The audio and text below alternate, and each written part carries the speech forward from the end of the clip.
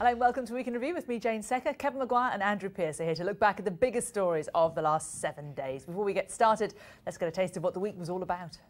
At least 3 Britons were among 150 people killed when a plane crashed in the French Alps. As it's emerged, the pilot was locked out of the cockpit.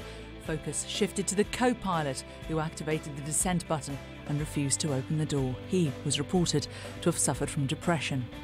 In politics, Ed Miliband and David Cameron did battle for number 10 live on Sky News and Channel 4. I think we're turning this country around. I'm passionate about having another term. Am I tough enough?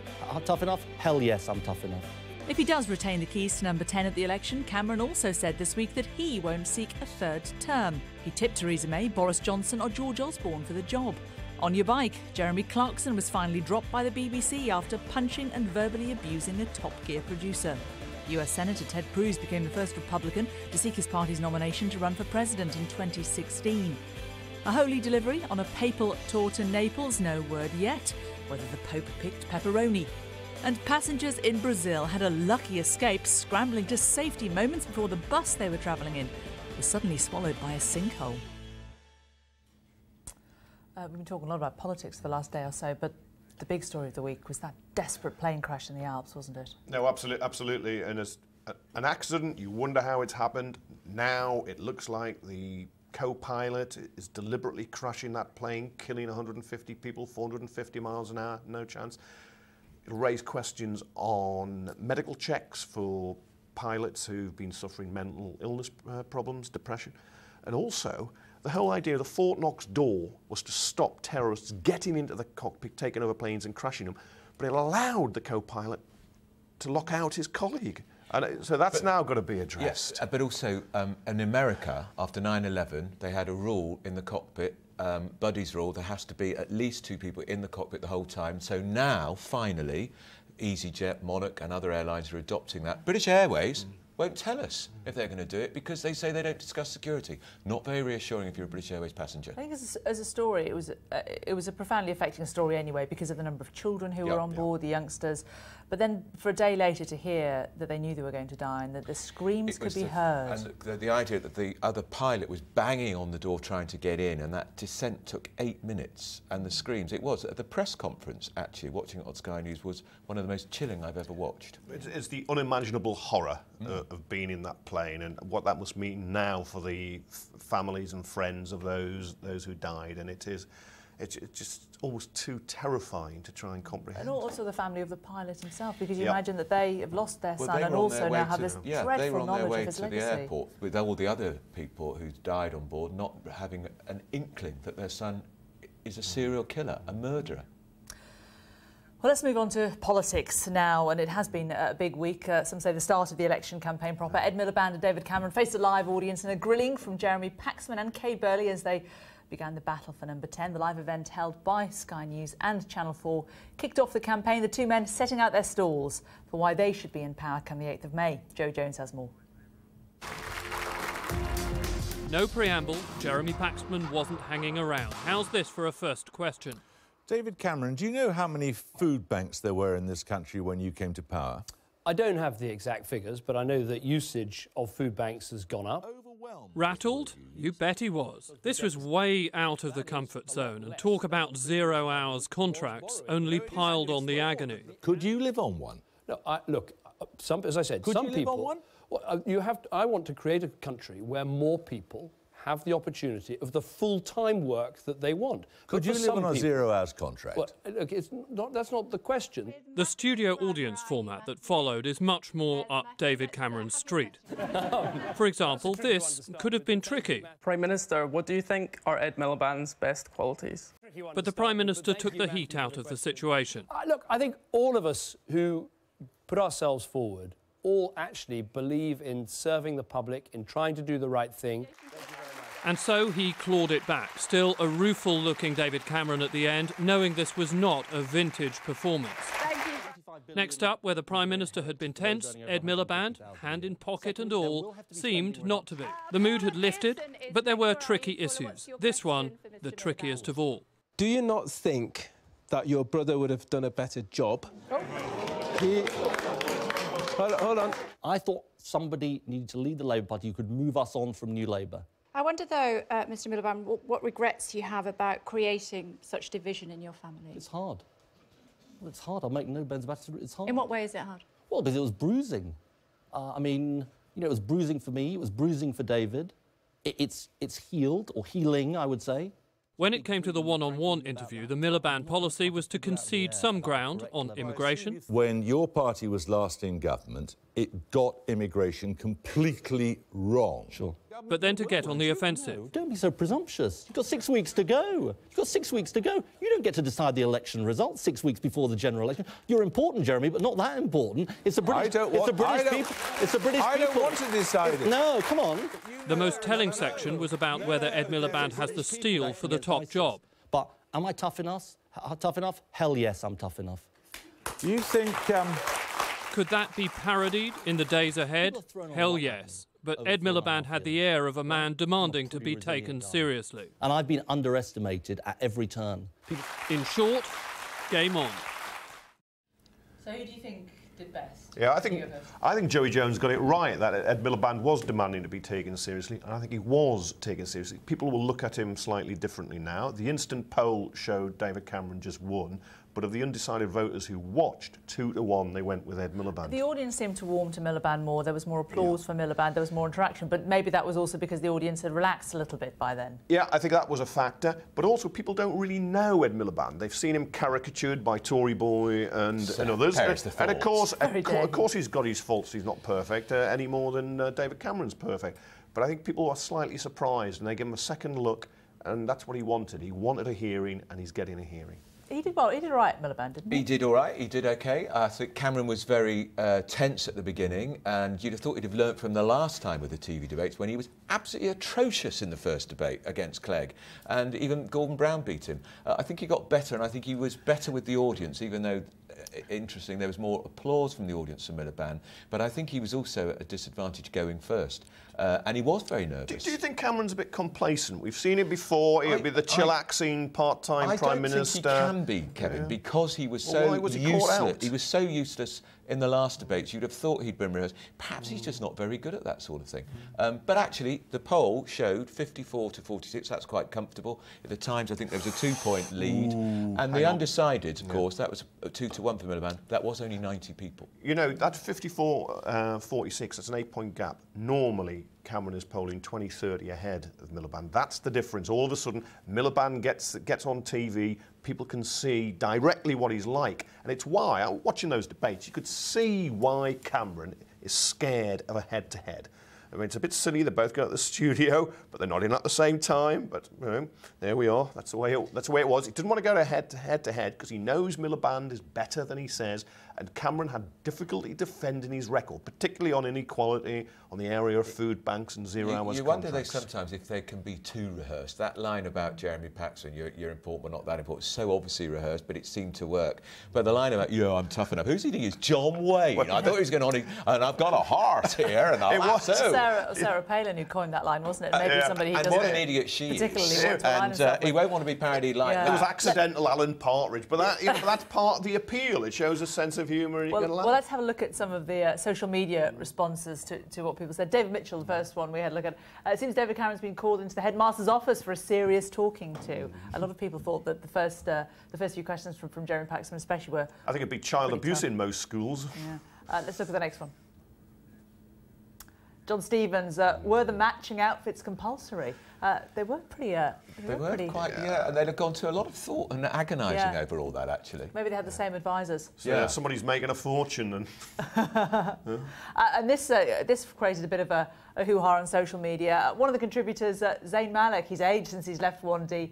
He's actually called Zayd Malik, but Twitter went wild. Maybe this was the reason that he had to leave. And finally, the imposter, he was there. He's there with our own Adam Bolton, Nigel Farage. Well, the establishment tried to keep me out of battle for number 10, so in true form, I've turned up anyway. You were chatting to him last night, weren't you, Kevin? Yeah, I think good for him that he turned up. There should be more people involved in these debates. Cameron's been trying to keep them out, and good for Farage making the effort. And interesting that Farage scored it for Miliband. Of course he did. Ed Miliband. If Nigel Farage doesn't want the Conservatives to win the general election, there'd be a referendum on Europe. He's finished then, so of course he's going to talk about Miliband. It won't do him any good up north, where he's been trying to run down Labour, he's given Labour a boost. Well, let's move on to our gaffe of the week, and this has a musical theme. We're staying with politics. You might have seen our political mashups on Sky News, but the Lib Dems have given it a go themselves with questionable results.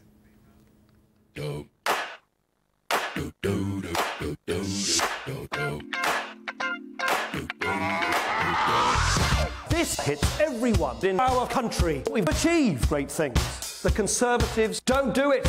Labour don't do it in 2020. What sort of Britain do we want to be?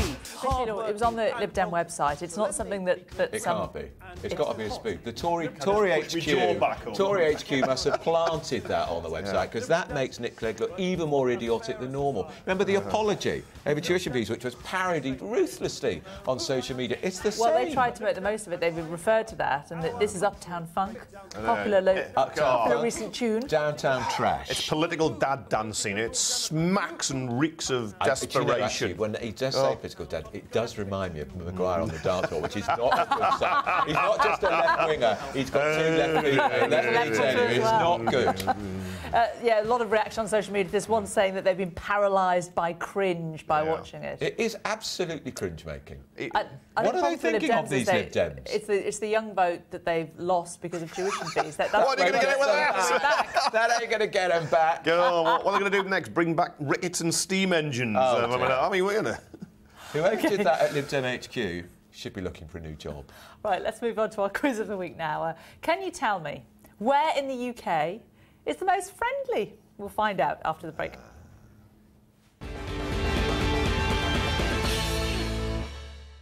And before the break, we asked, where do you think is the most friendly place in the UK? These are the choices. What do you reckon? Well, I know Brighton very well, and I think it's very friendly. But Maguire and I were talking counterintuitively. The least likely place is London, so we're going to go for London. Totally wrong. Oh. Scotland. Don't tell that to the Labour Party. They're not very friendly up there. They don't like them up there. I like Scotland. You don't, because it's north of Milton Keynes. I know Scotland. Cambridge University. Cambridge University. They're also pictured there.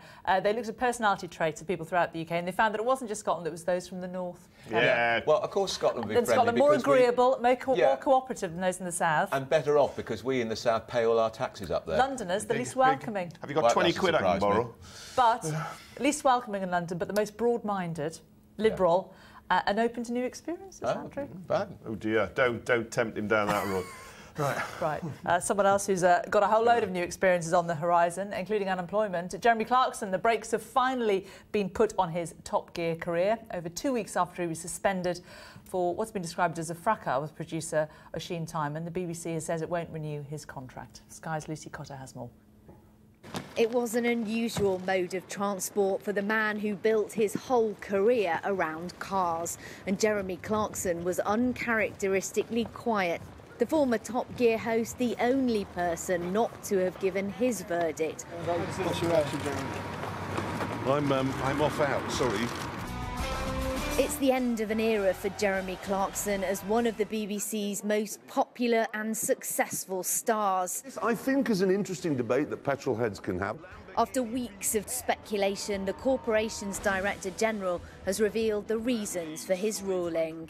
We all know that Jeremy is a huge talent and has made an extraordinary contribution to the BBC. His voice and voices like his have a place, an important place, on the BBC, but not at any price. The decision has thrown the future of Top Gear, one of the BBC's biggest and most popular exports, into doubt, with Clarkson's co-presenters Richard Hammond and James May also thinking about their future. It's a tragedy. I'm sorry that what ought to have been a small incident sorted out easily turned into something big. Will you stay at Top Gear? Well, I don't want to talk about that too much, but I think we're very much, the three of us, as a package. It works for very complicated reasons that a lot of people don't fully understand. So that will require a lot of careful thought. North Yorkshire Police are looking into the incident and will take action where necessary. Top Gear fans will be left wondering if the programme is indeed bigger than the presenter. We mentioned about the police in that report, but it's just been announced that Oisin Timon, the producer, has said that he's not interested in pressing charges. Of course not. So ridiculous overreaction. Well, no, it's been dealt with, but the victim here was the producer who was attacked. It wasn't Jeremy Clarkson. It was a violent thug and a bully, and anybody who wants to defend him should go to work, should get assaulted by their boss, get their lip bust, be abused, be threatened with a sack, and then see how they feel. You know, the media has been quite a rough and tumble world that I've worked in for 25 years. Have you ever been punched in the face? No, I haven't, but I've worked in some very explosive situations. And actually, I don't know Jeremy Clarkson. I've never watched Top Gear, but the BBC have canned the most successful export they've got. That's going to cost licence payers tens of millions of pounds. Do you think there should be a different rule? And actually, I think they should have just been grown and sorted it out between themselves. Do you think there should just be a different rule? Just because you earn money, you're on big cash? I don't think that producer particularly wanted Jeremy Clarkson to be fired. Well, he didn't complain, did he? He didn't go to his bosses. He didn't complain, and the BBC have used this as an excuse to get rid of someone who doesn't fit in with their nice, metropolitan, liberal view of the world, Absolutely which is not the view nothing to do of with most people in Britain. You're condoning violence at work and people being attacked. And isn't it interesting that Clarkson goes out, he doesn't clock Lord Hall, Tony Hall, the boss. Yeah, Lord Hall. He hits a junior who he then says he's going to get sacked and threatens. I mean, God, it's appalling behaviour. Overreaction. Oh. On to your paper stories of the week. Kevin, it's you first this week. Thousands of hearts were broken. Not mine particularly, but Zane left One Direction. Yeah, Zane. But, you know, he's lived the dream, and yes, lots of young women are very upset. He's got lovely eyes. Really? Anyway, but you think he's lived the dream. They finished third in X Factor in 2010. And yet they became this great boy band. He's earned a fortune. I mean, he's got his own problems, of course, when he was photographed with a woman who wasn't his fiancée. And he'll have to sort that out. But it is the end of an era. But these bands have a limited shelf life anyway. Who cares? I mean, it's like national mourning. The fans care. Well, there were 220 calls to employers asking for compassionate leave. Well, how ridiculous is that? It is. And I'd never heard of him until this week, actually. The only one I heard of is Harry. I did meet them once in a lift. Sorry. Andrew, I had no idea who they were. There's something on the floor. Here we are. There's a name you dropped. Just put it there. You know, there we are. I had no idea. I was going to LBC Radio and someone said, "Do you know who that was?" And they told me, and I said, "I'm still none the wiser." Yeah, I'm sure Zayn Malik is saying now. I once met Andrew Pearce in a lift. Sure he has. Either of you met Angelina Jolie and prepared to drop that name? No, but William Hague, big fan, of course. But this is... Indeed. Well, it was an article in the New York Times where she's written about having her ovaries removed because of the risk of cancer. Very brave, I think, to share that, and an important thing, because she had a double mastectomy because of the risk of breast cancer, which is in her family, and now the same because of the risk of cancer. And I'm not always a great fan of Angelina Jolie and wittering on with William Hague trying to launch all these campaigns. But this is very important, and it'll encourage a lot of other women to discuss these issues, and it's important. Whittering on with William Hague, you mean trying to stop women being raped and sexually abused in Foreign war Secretary zones? of That's Great what Britain you mean. should be doing more important things than consorting with a celebrity. What than trying to save women from? Yeah. God, what's going wrong with you today? It's an interesting subject to raise as well, because the menopause is not a particularly sexy subject, and a lot of women don't like talking about it. And she's basically said, you know, I'm going into it. I'm taking obviously the hormones. And she will help women by talking about it. And she's beautiful and she's famous, and that's why it is important that she did it. And the reason I admire her is she's not one of these celebrities who'll just go along to the opening of a milk carton for a bit of publicity. You. No, she actually gets involved in good causes. Now, someone else who's been in the news this week, Richard III. He was given a royal funeral. I know, Richard the Interred, as he is now in Leicester after they've dug up his body from underneath a car park. But I always think he's king and he's somehow being elevated. Why don't we just call him what he was? A tyrant, a despot, a killer, a murderer, a cold-blooded thug. Should we be celebrating his life and marking this out? I mean, an astonishing number went to the cathedral to watch him. It's fantastic history. He just can't bear it because it's a monarch. You know, his republicanism goes back thousands of years. Friends of mine who've got family in Leicester said it was an amazing occasion. Half of Leicester poured onto the streets, and actually, he may have bumped off those young princes. I don't know. I wasn't around at the time. And Shakespeare is responsible for a lot of the demonisation of Richard III. But give him a final resting place. What's interesting, of course, is the Queen sent a very junior member of the royal family there because, of course, if she'd gone, she'd have been effectively giving credence to his line of succession, which ain't hers. You know, it shows you, though, there's no unbroken line of monarchy. We just chop and change through the ages. But you know, and thank the Lord for that. You've just condoned child murder there. But let's look at the Leicester Mercury's take on the story. And there it is, Richard III reinterment road